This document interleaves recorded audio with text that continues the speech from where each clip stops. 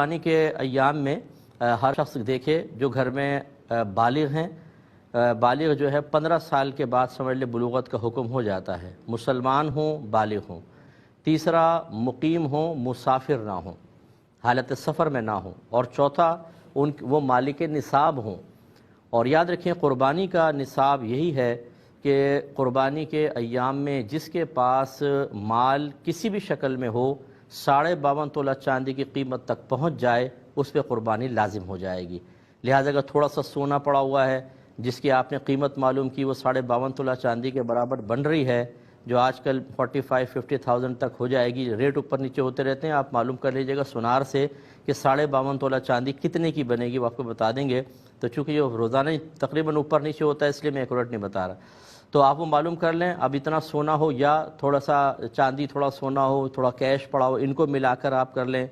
اسی طریقے سے کوئی آپ کے گھر میں ضروریات زندگی سے زیادہ ایسا سامان ہو، ضروریات زندگی والا سامان وہ کہلاتا ہے جس کے بغیر انسان کا گزارا مشکل ہو، جیسے گھر خود ضروریات زندگی میں آتا ہے، آپ کی سواری ہے، برتن ہیں، فریج ہے، اگر آپ اے سی باقاعدہ یوز کرتے ہیں تو اے سی بھی ضروریات زندگی کے اندر آئے گا۔ اس کے علاوہ جو اضافی سامان پڑا ہوتا ہے، پرانی کتابیں ہیں، جوتے ہیں، پرانے کپڑے ہیں، ڈیکوریشن پیسز ہیں، ان کی قیمت کا بھی اعتبار کیا جاتا ہے۔ حتیٰ کہ فقہا نے لکھا کہ اگر کسی کے 6 کمرے ہیں، 2 کمرے بند رہتے ہیں، کوئی یوز نہیں کرتا، 4 یوز ہوتے ہیں، تو ان 2 کمروں کی قیمت کا بھی حساب ہوگا۔ اسی طریقے سے اگر آپ کی ملکیت میں مکان ہے، آپ نے کرائے پہ چڑھایا ہوا ہے، کوئی پلاٹ رکھا ہوا ہے کہ آگے چل کے اس پہ مکان ہی بنائیں گے، اس پہ قربانی شخص کے اوپر واجب ہوگی۔ اس لیے گھر کا ہر فرد جو ہے وہ قربانی کے ایام میں یوں کرے کہ ایک اپنے قلم ڈائری لے کر بیٹھے، جتنا اس کے پاس سونا ہے وہ لکھے، چاندی، روپیہ،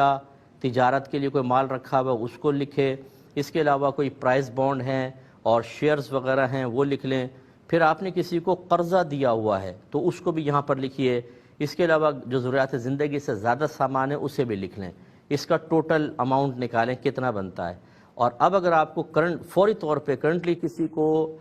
قرضہ دینا ہے، مثلا آپ پہ قرضہ ہے، آپ نے دینا ہے، جیسے انسٹالمنٹس وغیرہ ہیں یا اس مہینے کی BC وغیرہ ہے، وہ تمام اس میں سے مائنس کر دیں۔ آپ یہ دیکھیں اگر 52.5 تولہ چاندی کے برابر اب بھی مالیت بچتی ہے تو آپ پہ قربانی واجب ہے اور قربانی کرنی ہوگی۔ بہت سارے ہمارے بہن بھائی ایسے ہیں، بعض مجھے یہاں تک کہتے ہیں استاد 16 سال سے ہم پہ قربانی بن رہی تھی، ہمیں پتہ ہی نہیں تھا۔